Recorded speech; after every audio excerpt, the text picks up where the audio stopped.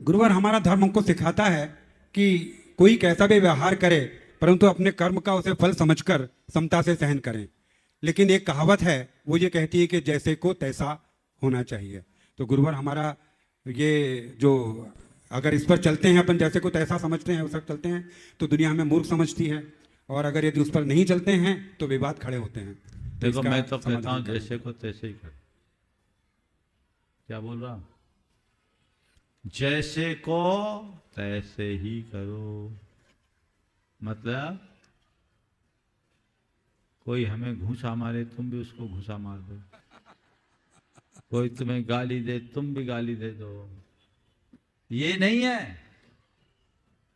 एक बार ऐसा मुझसे कहा कि जैसे को तैसा करो। बोले हाँ, जैसी स्थिति वैसा काम करो। बोले कैसे? बोले ये बताओ,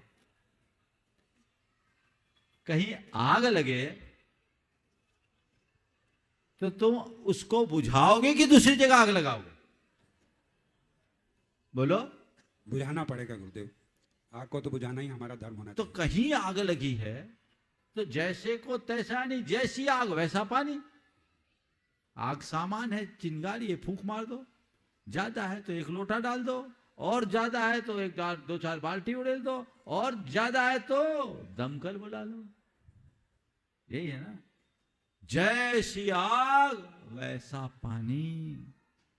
सामने वाले में जितना गुस्सा हो तुम उतने ही ठंडे हो। क्षमा, उसके अंदर क्रोध की आग दिखे तो तुम क्षमा का पानी डालो। यह है जैसे का तैसा। बोलो है कि नहीं? बजा जोर से। नमोस्तु गुरुवर। मेरा प्रश्न यह है कि उनकी जो प्रबल इच्छा थी सिद्ध चक्र मंडल विधान कराने की, आज उनके बाद मेरी माताजी उनके अर्जित द्रव्य के द्वारा इस इच्छा को आज पूर्ण कर पाई है, जिससे हमारा मन बड़ा प्रफुल्लित है। तो क्या महाराज जी इस विधान का पुण्य मेरे पिताजी की जो आत्मद्रव्य को भी मिल पाएगा? देखो, पहले तो मैं कहूंगा कि इनके इस प्रसंग से आप सब भी प्रेरणा ले, और ये बात गांठ में बांध ले कि जो भी भावना योग करता है वो अकाल मृत्यु से बच जाता है। अमर तो कोई नहीं है, लेकिन उसकी वेदना कम हो जाती है और वो असमय मृत्यु से बच जाता है। आपके पिताजी ने, वो यहाँ से चले गए, ये तो स्वाभाविक है, सबके लिए दुख का कारण बनता है, लेकिन उनका कष्ट कम हो गया, ये एक बड़ी बात है। और हमें इस आवागमन की बात को स्वीकार करते हुए अपने मन को समाधान देना चाहिए। दूसरी बात, आपने पूछा इस विधान का उनको पुण्य मिलेगा कि नहीं। उनकी भावनाओं की आप लोगों ने पूर्ति की, इसलिए आपको पुण्य भी मिला और आप पाप से बच गए। पहला उत्तर तो मैं दूंगा, माताजी ने करी। कोई भी व्यक्ति यदि कोई अच्छे भाव रखते हुए इस दुनिया से चला जाए और तुम उनकी विरासत को ग्रहण करते हो, तो तुम्हारी नैतिक जिम्मेदारी है कि उनकी भावनाओं को सर्वोच्च प्राथमिकता से पूरी करें। तुमने उनकी संपत्ति ली, सब कुछ लिया, तो उनकी धार्मिक भावनाओं की पूर्ति करना तुम्हारी व्यक्तिगत जिम्मेदारी है। समझ गए? तो ये करना चाहिए। आपकी माताजी ने ये भाव रखा और आप लोग उसके सहयोगी बने, ये आपके लिए महापुण्य का अवसर आया और पाप से आपको बचा दिया। नहीं तो ये पाप आपके सिर जाता और वहां अगर जाके मिलते तो सवाल करते, हमारी संपत्ति पे तो बैठ गए और हमारी भावना अधूरी रख गए। पता नहीं, जवाब देना पड़ेगा। मैं सबको बोल रहा हूं, मजाक नहीं कर रहा हूं। महाराज जी, तो देना पड़ेगा। महाराज जी सुनो तो पूरी बात, अभी बात पूरी नहीं हुई, फिर आपको दूंगा उसे। तो ये बात सदैव ध्यान रखना।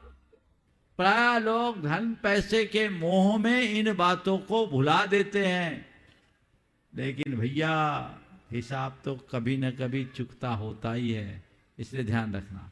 अब रहा सवाल, इसका पुण्य उनको मिलेगा कि नहीं। यदि उनके संस्कार वहां सुरक्षित होंगे तो हो सकता है यहाँ के विधान के तरंग उन तक पहुंच रही होगी और वो भी प्रत्यक्ष अप्रत्यक्ष रूप से जुड़ करके इसमें पुण्यार्जन कर रहे हों। और मेरा तो ऐसा मानना है, इस तरह के उत्सव में इतना आनंद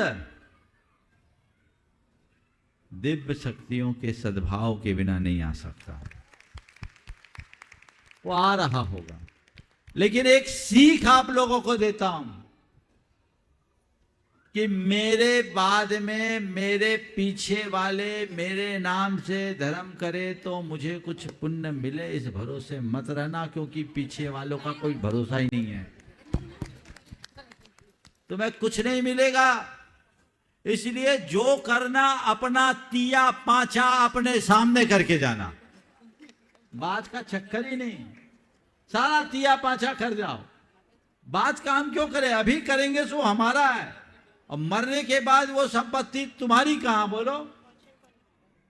किसी की मृत्यु हो गई, अरबों खरबों की भी संपत्ति होगी, उसके चले जाने के बाद उसका लीगल अधिकार, राइट किसको होगा? हाँ, बच्चों को, जिसके पास है। अब उसने दान किया तो उसको पुण्य मिलेगा, तुमको थोड़ी मिलेगा। तुम्हारा है ही नहीं तो तुमको कहां मिलेगा? तुम तो मोह में बटोर के रखे थे, तो तुम्हें पाप ही लगेगा जो छोड़ के गए।